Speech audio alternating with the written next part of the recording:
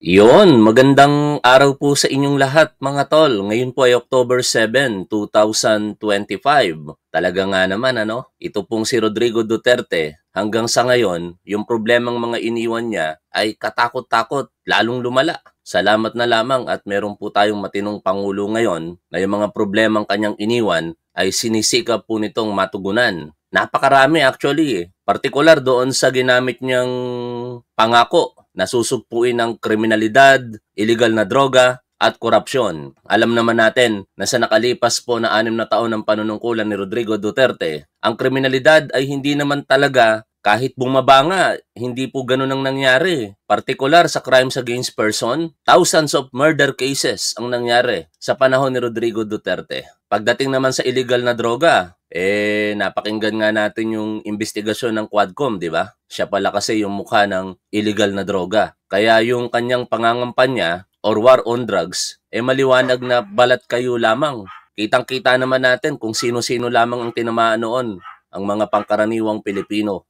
Pero yung mga malalaking isda, ika nga, nagsipagtakas, hindi nakulong, at higit sa lahat, namayagfag, katulad po nitong si Michael Yang. At ito na ang pinaka-war sa lahat, ang korupsyon. Sa panahon ni Rodrigo Duterte, battle cry niya ang paglaban sa korupsyon. Pero walang nangyari kasi lumala pa. Sobrang lumala. In particular, ito po yung pahayag ng ating Pangulo kung bakit pala nagkaganito. Sabi ng ating Pangulo doon sa kanyang podcast, in the last decade, they stopped following the rules. Apparently, in the last administration, they removed that rule entirely. Ano ba yung alituntunin na tinanggal ng Duterte administration? Mamaya malalaman po ninyo kapag nireaksyonan na po natin yung podcast sa ating Pangulong Bongbong Marcos. Pero bago tayo magpatuloy, huwag niyo po sanang kalilimutang mag-like sa ating programa. Malaki po ang maitutulong niyan sa ating mga advokasya. At isingit din po natin ito. Sigurado marami pong iiyak na mga DDS dito, lalong-lalo na si Senator Amy Marcos. Kapag ka ang nahirang na ombudsman ay si Secretary Boying Remulla. Sa ngayon kasi, inilabas na po kahapon ng Korte Suprema ang shortlist ng mga pagpipilian ng ating Pangulo para sa ombudsman. Siya po, kung sino man ang mapipili dito ay papalit sa nagretirong si Samuel Martires noong July 27. Binibigyan lamang ng 3 buwan na pagkakataon ng ating Pangulo sa ilalim ng saligang batas na pumili ng bagong ombudsman base sa ilalabas na shortlist ng Judicial and Bar Council. At yan po, ang huling pagkakataon ng pagpili ay sa October 25, 2025. 3 buwan mula nung nagretiro si Samuel Martires. Pero at any time, pwede na pong pumili ang ating Pangulo. Kaya yan po ang aantabayanan natin. Sino ang kanyang pipiliin? Napakalakas po ng ugong sa publiko ngayon. Ito pong si Secretary Boying Remulla. Pero siyempre, hanggat hindi nakakapili ang ating Pangulo, mahirap naman po magbilang ng sisiw kung hindi pa napipisa ang itlog, di ba? Pakinggan po natin ang balita na ito, mga tol. Ibinigay na ng Judicial and Bar Council sa Malacanang ang listahan ng mga pwedeng pagpilian ni Pangulong Bongbong Marcos para italaga bilang susunod na ombudsman. Kabilang sa 7 inirekomenda si Justice Secretary Jesus Crispin Remulla. Nakatutok si Joseph Moro. 7 sa 17 in-interview ng Judicial and Bar Council o JBC ang napabilang sa shortlist para sa mga inirekomendang pumalit kay nagretirong Ombudsman Samuel Martires. Yan ay sina Philippine Competition Commission Chairperson Michael Aguinaldo, Philippine Postal Corporation Chairman of the Board of Directors Stephen Cruz, Supreme Court Associate Justice Samuel Garlan, Deputy Executive Secretary Annalisa Logan, dating Supreme Court Associate Justice Mario Lopez, Sandigan Bayan Associate Justice Michael Musni, at si Justice Secretary Jesus Crispin Remulla. Sa impormasyong nakuha ng GMA Integrated News, 6 ang botong nakuha ni Aguinaldo, habang 5 ang nakuha ni Remulla, Logan at Garlan. 4 naman na boto. Kung pagbabasihan ng ating Pangulo ang kagustuhan ng JBC, panalo na si PCC Chair Michael Aguinaldo. Pero siyempre, hindi naman nakabase dyan ang kagustuhan ng Pangulo. Ako, ang tingin ko dito, pipiliin ni Pangulong Bongbong Marcos kung sino talaga yung walang sasantuhin na taong gobyerno. Kasi basically, ang trabaho ng ombudsman ay papanagutin ang mga taong gobyerno na gumagawa po ng paglabag sa batas. Kaya dapat ang mahirang alinman sa kanila, walang kikilingan. Kahit kakampi sa politika, kapag ka nagkasala, dapat mapanagot ng ombudsman. Hindi po yun nangyari sa nakalipas na administrasyon, di ba? Pinortektahan pa nga nitong si Samuel Martires, partikular ang mga Duterte. Yung dating nakagawian na malayang nakikita ang SALN sa mga nakalipas na panahon, pero nung siya'y naupo bilang ombudsman, naglabas po ito ng kautusan na hindi na pwedeng basta na lamang makita ang SALN. Kailangan magpapaalam ka muna doon sa may-ari ng SALN. Kaya hindi na tuloy ma-access ng public, particular yung SALN ng dating Pangulong Rodrigo Duterte at ngayon ng ating Vice Presidente. Kapag ka may naupong bagong ombudsman at baguhin yung alituntunin na yon, magkakaalaman ngayon. Ano ba yung tinatagong yaman, di umano? Kasi may mga akusasyon kay Sara Duterte na may tagong yaman ito Kaya takot na takot ang mga Duterte supporters na ito nga pong ombudsman, maitalaga partikular, ito pong si Justice Secretary Remulla. Kasi sigurado, ayon kay Amy Marcos, ipakukulong daw nito si Sara Duterte. Wild imagination talaga meron itong si Amy Marcos, ano? Tuloy po natin ang pakikinig po dito sa balita. Kung ang natanggap ni Cruz, Lopez at Musni, ibinigay na sa Malacanang ang listahan para pagpilian ni Pangulong Bongbong Marcos ng itatalagang bagong ombudsman. May hanggang October 25 ang Pangulo para pumili. Under the Constitution, si Presidente meron po siyang deadline of 3 months to appoint the next ombudsman from the date of vacancy. So na-vacate po yung ombudsman position last July 27. So si Presidente, kailangan po siya mag-appoint by October 25. Well, I'll still be reporting for work here for sure. Tomorrow, kasi marami pa kaming tinatapos. Kaya tingnan natin how it goes. Mahalaga ang posisyon ng ombudsman dahil sa kanya isinusumite ang mga ebidensyang nakakalap ng Independent Commission for Infrastructure o ICI tungkol sa mga maanumalyang flood control projects. Ang ombudsman din ang naghahain ng kaso sa Sandigan Bayan. Kaya panawagan ng transparency group na Right to Know Right Now Coalition dapat ay independent at may sariling kusa ang magiging bagong ombudsman. Isa marahil sa pinakamahalagang magiging desisyon ng Pangulo ng ating bansa ngayon ay kung sino ang hihirangin niya na ombudsman. Ang aming posisyon ay kailangan ay ang susunod na ombudsman is fiercely independent, thorough, proactive. Hindi pwede ang tamad na ombudsman sa susunod. Aside from siya magpa-file ng cases, hindi pa pwede ang tamad na ombudsman. Yung papalitan kasi na ombudsman, parang naging tamad no?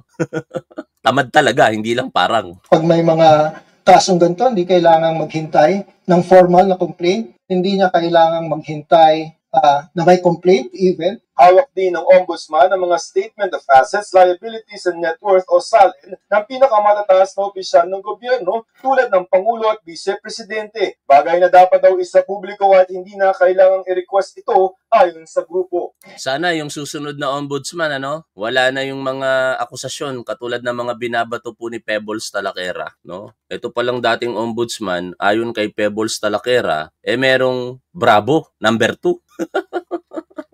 Ewan ko kung totoo po ito. Kasi lang masyado ng maraming mga post si Pebbles Talaquera, particular sa INC. Ang dami niyang post. Hindi na natin mabalikan. Pero kung babalikan po natin yung mga post ni Pebbles Talaquera, napatunayan na yung mga akusasyon niya sa ombudsman, yung ilan totoo. Kasi merong group chat pala ang ombudsman sa pangunguna nitong si Samuel Martires na napasok ni Pebbles Talaquera nang hindi nila alam. No? Kaya doon lumalabas na yung ilan sa mga akusasyon itong si Pebbles ay totoo. Bumigay itong mismong si Martires di umano. At parang naamin niya na meron something doon sa mga akusasyon na totoo. Hindi ko na makita pero pinaalala ko lamang sa inyo kasi ganoon po ka hindi maganda ang naging pamumuno nitong si Samuel Martires diyan sa ombudsman sa loob po ng 7 taon. Sinabi doon ng framers of the Constitution na itong SALNs is not meant to be kept in archives. It must be disclosed to the public. Yan ang malaking issue na itinago talaga ng nakaraang ombudsman. Pinrotektahan, partikular ang mga Duterte. Nagtataka tayo bakit ayaw nilang makita ang SALN ng mga Duterte. At syempre, nag-react po dyan ng iba't ibang mga personalidad katulad po nitong si Malutikia. Feeling niya talaga ang ma-appoint na si Justice Secretary Remulla. Sana tama ka, malutiki I look at 3 from the 7 names that were from the list that was submitted to the Office of the President. There are actually 3 who stood out in terms of the votes they got from the JBC. There's Michael Aguinaldo, whom we know served during the time of President Aquino as COA. There is Desla Ana Logan, who is very close to the First Lady and is incumbent in the Office of the Executive Secretary. And of course, yan ang tingin kong matinding makakalaban ni Secretary Remulla, mga tol. No comment na ako. Pero sa feeling ko, yan ang matinding makakalaban ni Secretary Remulla, yung Deputy Executive Secretary po natin. Secretary Remulla.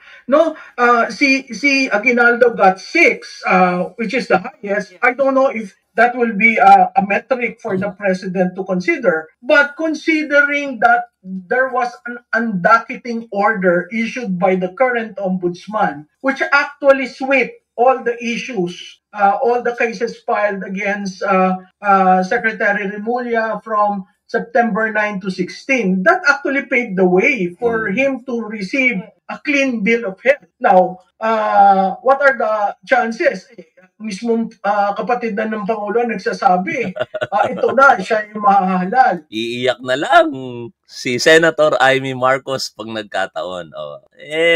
Yan kasi mga tol, no? Although merong matinding makakalaban dito yung Deputy Executive Secretary for Legal Affairs. Dahil alam nyo naman, may maraming mga chismis na kapag malapit daw po kay First Lady, somehow nabibigyan ng pabor. Pero siyempre si Pangulo naman ang pipili dyan, and sana ang pagpili ni Pangulong Bongbong Marcos yung talagang merong balls, ika nga, no? Na babanggain lahat at walang sasantuhin. At yon nakita natin kay Secretary Boying Remulla. Ngayon, punta tayo dito sa ating topic. Ito ang naging pahayag ng ating Pangulo na basically sinisisi dito itong Duterte administration. In the last decade, they stopped following the rules. Apparently, in the last administration, Duterte, yung administration ng tinutukoy niya, they removed that rule entirely. Pahayag po yan ng ating Pangulo dito po sa podcast na ito na naka-upload sa Manila Bulletin at sa kanyang YouTube channel. Ito po yon in particular.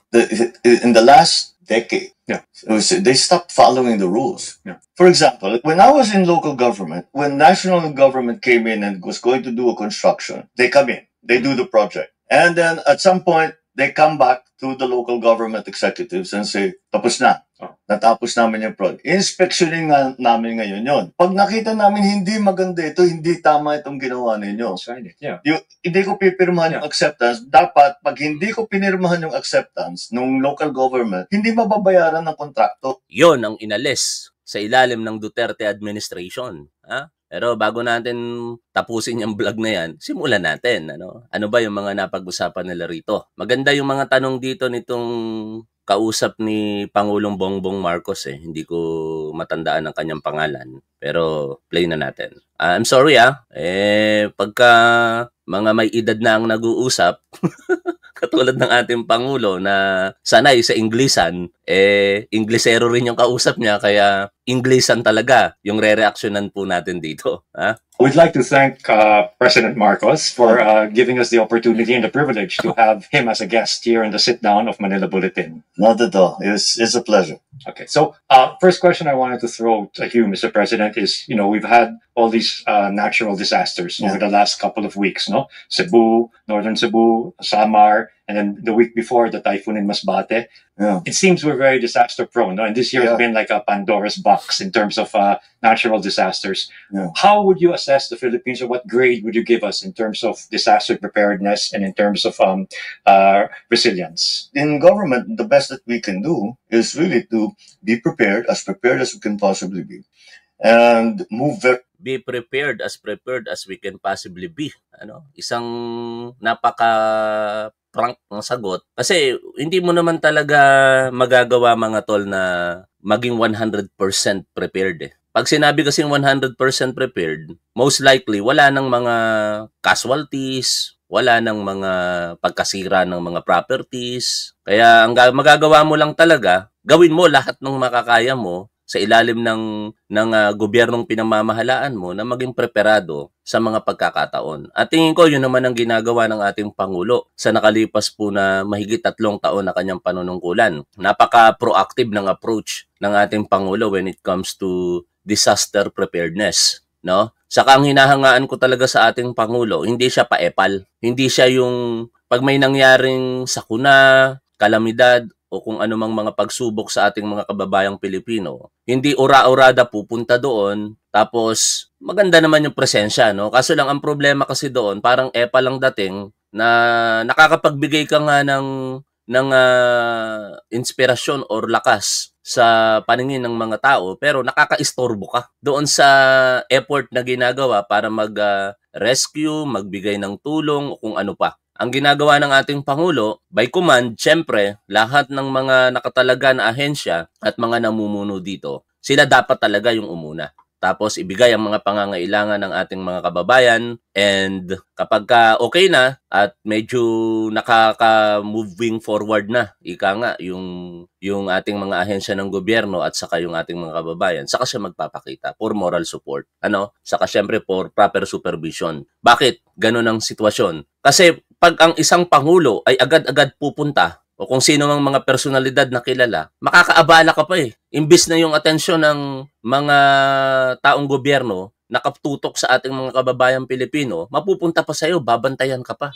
Pagka pumupunta ang Pangulo sa isang lugar, katakot-takot na effort ang gagawin dyan ng security forces po natin, ng local government units na concerned sa kanyang mga pupuntahang lugar. Imbis na yung effort nila na ibibigay na todo doon sa sitwasyon na nangangailangan ng tulong, napupunta pa, nahahati pa dahil sa atensyon para ibigay sa Pangulo ng Pilipinas. Kaya yun yung isa sa mga sana patuloy na gawin ng mga papalit, no, sa mga susunod na leader ng ating bansa, kasi whether we like it or not, mga tol, hindi natin mapapahaba ang termino ng ating Pangulo eh. Kaya dapat ngayon pa lang tinatanggap na natin, kasi meron ako mga nakikitang mga kapwa natin supporter na gustong i-extend si PBBM. Wag po tayong maging ganun ang thinking natin. Hindi po mangyayari yan, masasaktan lamang po kayo at wala po kayong pinagkaiba niyan sa mga Duterte supporters na hanggang ngayon hindi makamove on na wala na sa Malacanang si dating Pangulong Rodrigo Duterte. Very, very quickly. Yeah. Just always, it's very simple for me.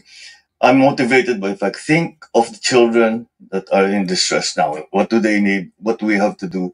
You cannot wait. Don't do it later. Do it now. Do it now. Do it now. And I think the challenge with almost all disasters, especially globally, is that the moment they get shunted out of the headlines or the news, it's what's happening there, and that there are people still suffering and still trying to recover. No, well, that's why that's what I want to avoid.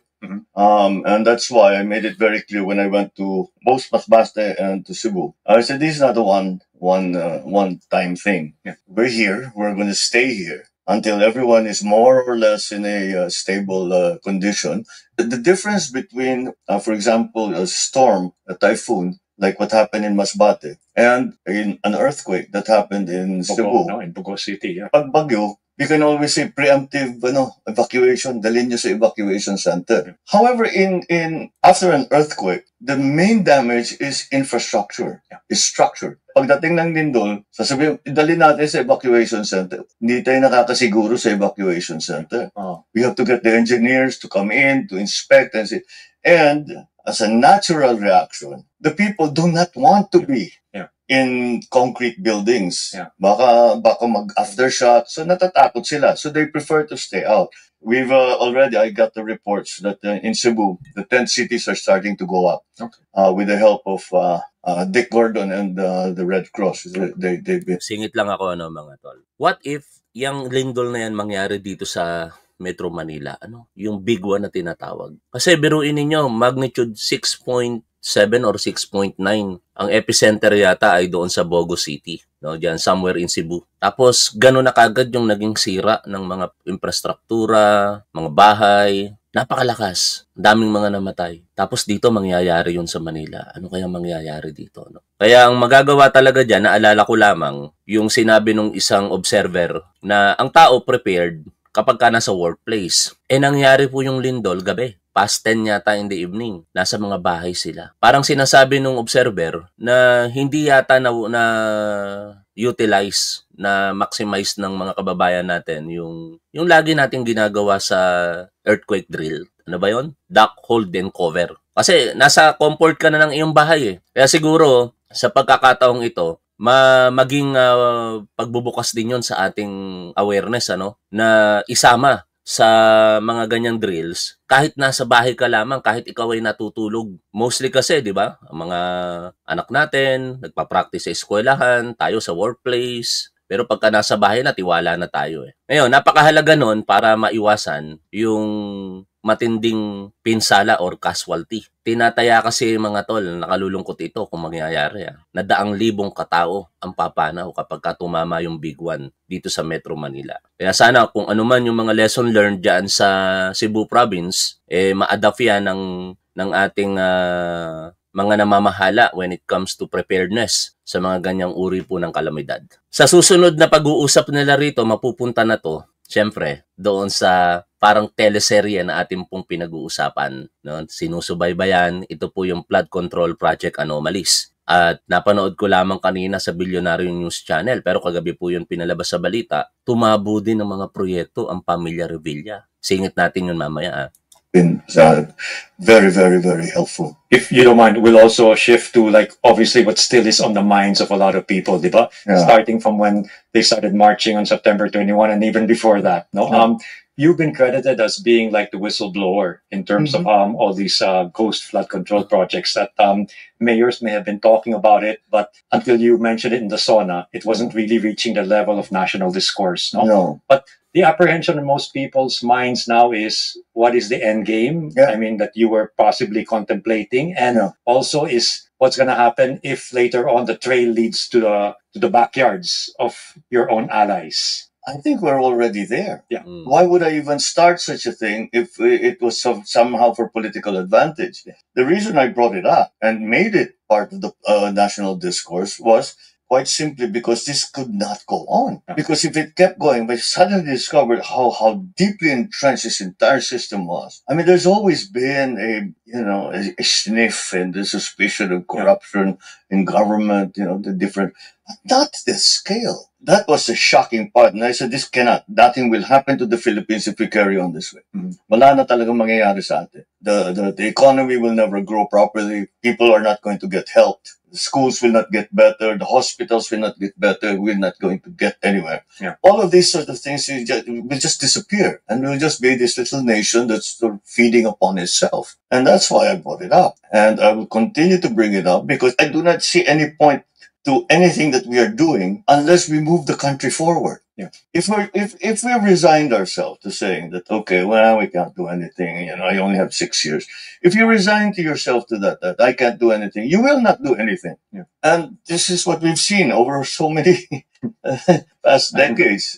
I didn't want to be another one. I didn't want to be part of that kind of attitude, especially in terms of public service. Oh, I mean, I know there are many who applaud you really for that, but I also worry sometimes does resigning absolve people of culpability? No, that's not sufficient. That's very good to hear. Oh, no, that's not enough. That's not enough. There is a great deal of damage that has been caused, not only financial damage or economic damage, but actual damage to people's lives. I mean, Yun ang pinakamalungkot dyan. Maraming nawalang mga buhay, nawala ng pamilya, nawala ng mga mahal sa buhay. No? Tapos may mga ganitong uri ng mga pamilya. Although ito ay report pa lamang, isang bahagi pa lamang po ito. Cavite Province ang pinag-uusapan dito mga tol. Pakinggan po ninyo ito pong special report ng Billionaire News Channel. At syempre, ang pinaka-center of attraction dito na pangalan, si dating Senador Bong Revilla. Dahil siya po ay pinangalanan na muli na namang sangkot sa katiwalian. Sino nagpangalan sa kanya? Si dating Yusek ng DPWH Roberto Bernardo. Yung kanyang pamilya ngayon, ito pong si Bong Revilla, partikular yung pinsan yata nila yon, tumatabo ng napakaraming proyekto diyan po sa Cavite Province. Hindi lang sa larangan ng showbiz gumagawa ng ingay ang mga Revilla, kundi pati sa politika. At tulad sa mga artista, hindi rin nawawala ang kontrobersya. Sa pagpapatuloy ng pagsusuri ng Bilyonaryo News Channel, nadiskubring nakasungkit din ang halos 5 bilyong pisong kontrata umano ang mga Revilla. Narito ang exclusive agenda report ni Joash Malimban. Bukod sa mga tauhan ng DPWH, damay na rin ngayon sa investigasyon ng DOJ ang mga tinaguriang contractors. Ito raw yung mga congressman na kontratista rin pala o di kaya may malapit na kamag-anak na government contractor. Sa isang ulat ng Philippine Center for Investigative Journalism, inilabas nila ang partial list ng mga kongresista na may koneksyon sa mga kontratista. Kasama rito si Cavite 1st District Representative Jolo Revilla, ang kapatid nitong si Aguimat Party List Representative Brian Revilla. Naalala ko na naman si Pebbles Talakeran. Lupit talaga ng intel ni Pebbles eh. Alam nyo ba, bago pa sa balita na ito, pinaputok na ito ni Pebbles Talakera siguro 2 months ago. May mga post na siya tungkol sa mga Revilla. Kaya, saan kaya kumukuha ng mga impormasyon si Pebbles? Ano? Ang galing eh. At ang kanilang nanay na si Cavite 2nd District Representative Lani Mercado Revilla. Ayon sa mga dokumentong nakuha ng Bilyonaryo News Channel, auntie ni na Congressman Jolo at Congressman Brian ang may-ari ng Graya Construction Corporation na walang iba kundi si Rebecca Bautista Ocampo na mas kilala sa pangalang Princess Revilla. Siya ang pinakamalaking shareholder ng kumpanya ayon sa General Information Sheet ng Securities and Exchange Commission. Kapatid ni Princess si dating Senador Bong Revilla. Kamakailan lang ay lumutang din ang pangalan sa mga dawit sa flood control scandal. Isang bagay na mariing itinanggi ng dating senador. Sometime in the year 2024, Senator Revilla Kapatid pala, hindi pinsan. and I met where I gave him a list of projects given to me by Engineer Alcantara. Senator Revilla asked for a commitment, which I suggested. Then he approved at 25% of the total amount of the projects indicated in the list here to attach as Annex C. Isa pa sa kanilang mga kapatid, si longtime Bacoor City Mayor Strike Revilla. Mula 2007 hanggang sa kasalukuyan, hindi na nawala sa kanilang pamilya ang posisyong alkalde ng Bacoor. Ang ikalawang distrito naman ng Cavite, hawak na rin ng pamilyang Revilla mula 2010. Sa aming pagsusuri, naka-corner ng 64 projects ang Graya Construction mula 2016 hanggang 2025. Lahat ito matatagpuan sa Cavite at aabot ang halaga sa mahigit 4.7 billion pesos. Kabilang dyan ang halos 20 flood control projects mula 2022 sa Bacoor, ayon sa sumbong sa Pangulo website. Ayon kay Justice Secretary Jesus Crispin Remulla, gumugulong na ang investigasyon sa mahigit 60 contractors sa 20th Congress. Na bukod sa lalabag sa patong-patong na batas kaugnay ng conflict of interest, ay posibleng dawit din daw sa mga maanomaliang flood control projects. Dito nyo makikita mga tol na si Pangulong Bongbong Marcos, hindi po ito papansin lamang o kaya kumbaga, pa-superstar sa harapan ng publiko nung kanya pong ipaputukin ang issue na ito. Kasi mostly nang tinatamaan ngayon dito sa investigasyon sa flood control projects, kaalyado ng administrasyong ito eh. Di ba? Nakikita nyo yon. Ang daming mga kontraktista, mga congressman, mga kontratista tuloy ang nagiging bansag sa kanila ngayon eh, na nakapanalig po sa administrasyong ito. Tapos yung mga senador na nasasangkot dito, itong si Chis Escudero, basically kapanalig naman yan ng ating Pangulong Bongbong Marcos dati, di ba? Bago ngayon naging lantad na talagang siya maka-Duterte. Si Jinggoy Estrada, kasama pa nga yan sa senatorial slate ng ating Pangulong Bongbong Marcos under Uniteam. At kaya ko nga binoto si Jinggoy Estrada dahil sinulong din ng kandidatura niya ng ating Pangulo Na I still remember nung nagtalumpati ang ating Pangulo noong 2022 during the campaign period sa Cavite nang maipakilala niya itong si Jinggoy Estrada. Ang paniniwala ng ating Pangulo, pinulitika lang siya, di ba? Hindi ko makakalimutan yung mga tol, hindi ko sinisiraan si Pangulo Sinasabi ko lamang yung facts. Talumpati si Pangulo, pinakilala niya si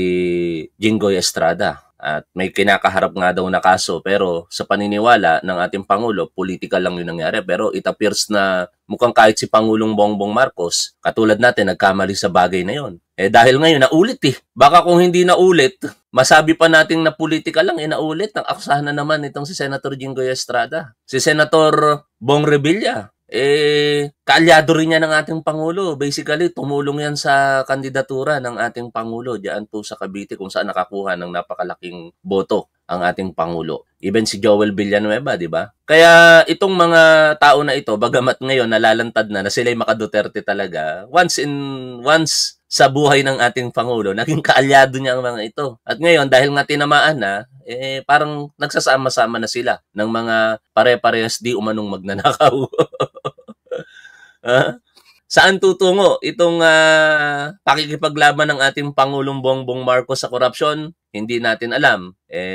Dito nga, tinatanong nga ng nag-i-interview sa kanya, ano ba ang endgame nito? Sa ang paliwanag ng ating Pangulo, hindi tayo dapat nagmamadali dito. Kasi ang sinasabi niya, kapag ka nagsampa ka ng kaso, mabilisan, tapos sa huli, mapapawalang sala yung tao, walang nangyari. Talo tayo sa huli. Parang nangyari lang kina Enrile, pasensya na, kahit yan kaalyado ng ating Pangulo. Nangyari kay Bong Revilla, nangyari kay Jingo Estrada. Di ba? Mabilisang naisampa yung kaso. Saka wag natin sisihin ng Duterte administration. Yung mga naninisi ng Duterte administration kung bakit napawalang sala, si Bong Revilla, si Jinggoy at saka si Enrile. Hindi kasalanan ng Duterte yun. May independence ang judiciary. Ibig sabihin lamang nun, ang judiciary hindi nakita na walang halong pag-aalinlangan yung kasalanan nila. Kaya dapat maging maingat sa susunod ng pagsasampa ng kaso. Otherwise, matutulad tayo sa nangyari doon sa kanila noong panahon ng sila'y sinampahan ng kasong plunder at graft and corrupt practices. No? At siguro di naman tayo senador na ikasasama ng loob ni Senador Jingoy Estrada. I want to borrow the opinion of Senator Kiko Pangilinan na kung nakunbik na siya noon, hindi na sana naulit ngayon ito. Tuloy natin ang pakikinig dito kay Pangulong Bongbong Marcos. Very simple. A lousy flood control project that collapsed during the flood that killed a family. I mean, how can you live with that? I can't live with it, so I won't live with it. So we'll keep pushing. Yeah. So you've also recently ordered the realignment of about 255 billion pesos from DPWH flood control projects, quotation marks, to other possible venues where it would be spent. No, can you sort of like talk about where you want to prioritize now? This 255.5 billion is basically because of the no flood control projects for 2026. Okay. So that's where we got that number. Yeah. It does not mean that we have given up completely on infrastructure. Yeah. Because we cannot.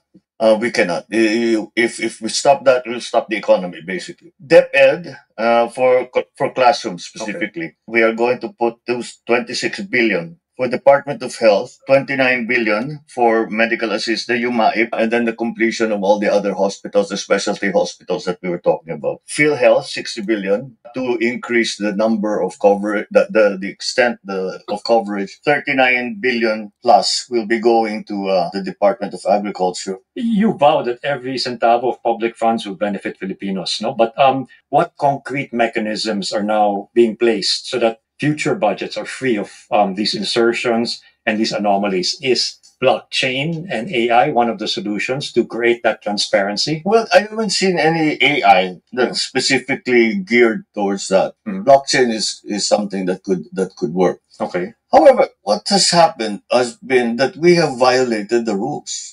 Those rules exist, and simply we don't. In the last decade, they stopped following the rules.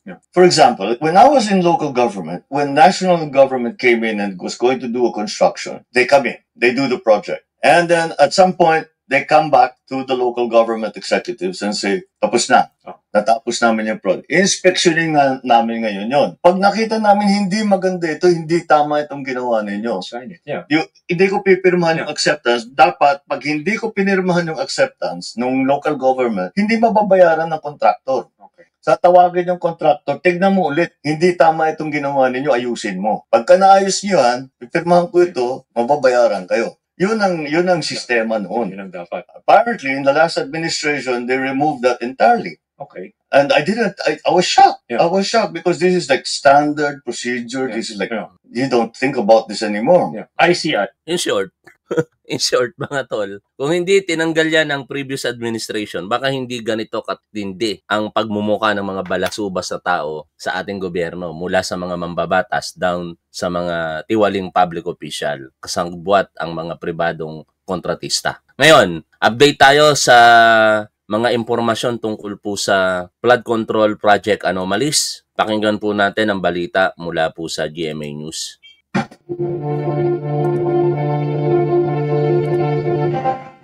Hindi sapat na magbibitiw lang sa pwesto ang mga sangkot sa katiwalian. Ayon po yan kay Pangulong Bongbong Marcos. Gate pa ng Pangulo, hindi para sa pampulitikang interes ang pagbunyag niya sa maanumalyang flood control projects. Nakatutok si Ivan Mayrina.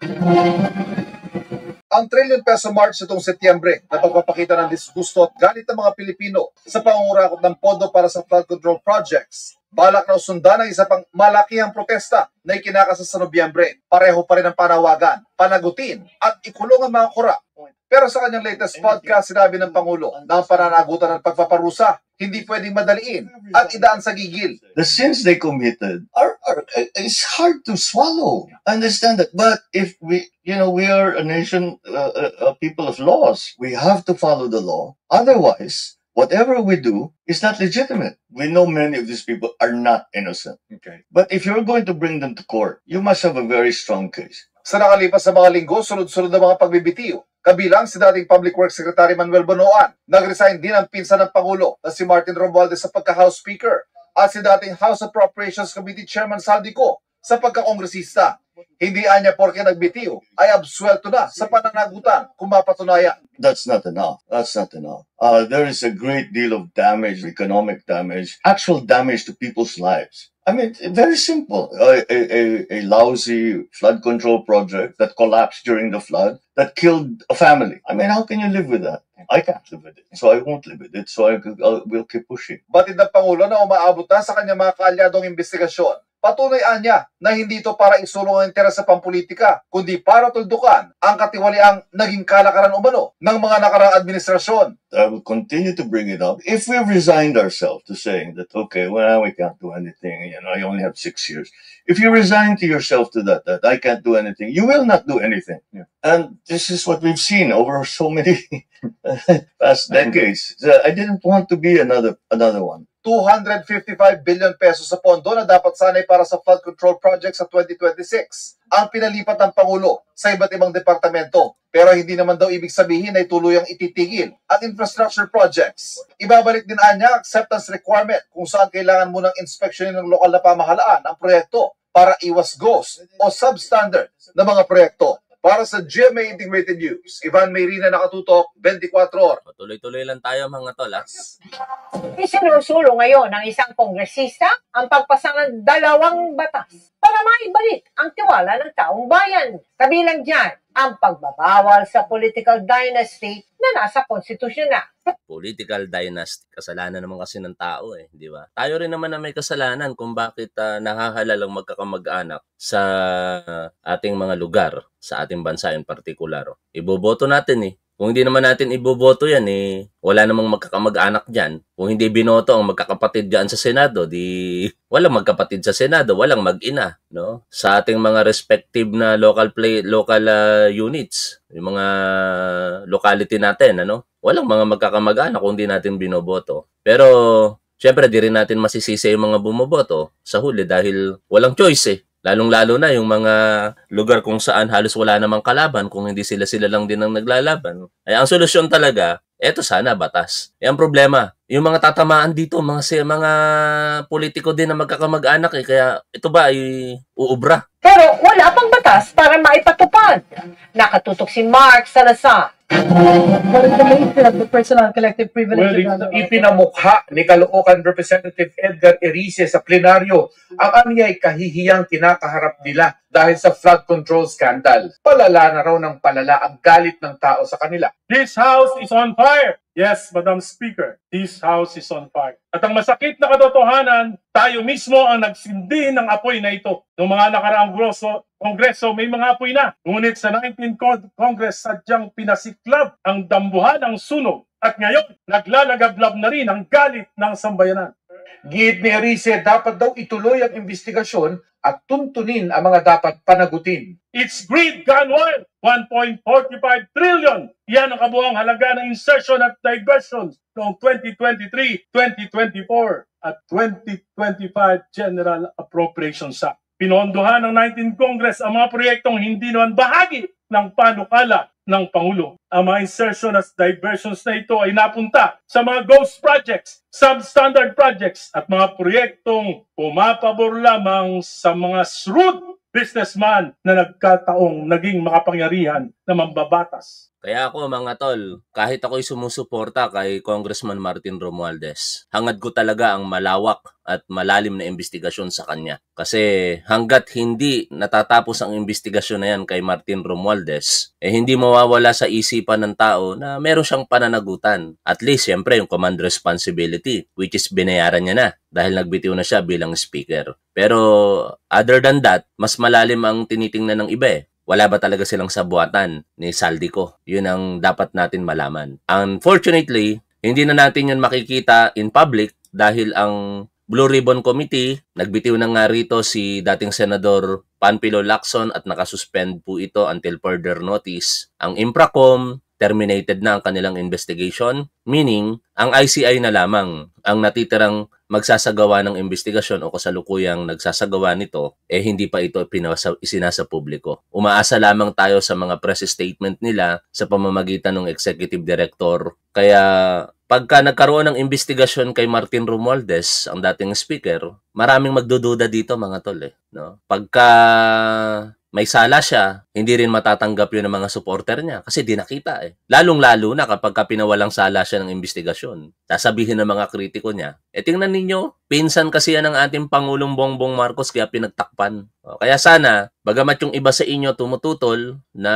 isa publiko ang isinasagawang hearing ng ICI, hangad natin dyan, ako in particular maisa publiko yan. Wala dapat itago. Total, investigative body lang naman sila. Recommendatory nga lang yung kanilang kapangyarihan. Hindi nga sila kayang magsampa ng kaso no? Ang gagawin lang ng ICI is to recommend filing of cases either sa DOJ or sa Ombudsman. Masaklap daw na damay lahat sa taguring buwaya o buwitre ang mga mambabatas. Damay lahat kapag napuno ang taong bayan. Huwag na nating hintayin na ang mamamayan mismo ang mag-aklas o ang kasundaluhan ang gumawa ng mga bagay na yayanig sa ating demokrating pamumuhay. Kailangan natin ng reforma, magpapahupa ito. Bold reforms must emanate from this house. Sa flag raising ceremony kanina, mga kawani naman ng Kamara ang kausap ni Speaker Faustino D. III. Mga kawaning alam niyang apektado na rin ng kahihiyan. Alam kong hindi po madali ang sitwasyon ng Kongreso sa panahong ito. May nababalitaan pa nga po ako na may mga kasamahan tayo na kailangan pang magpalit o mag-alis ng uniforme bago pumasok dahil sa takot na mapag-initan na habang nagko-commute papunta dito sa Kongreso.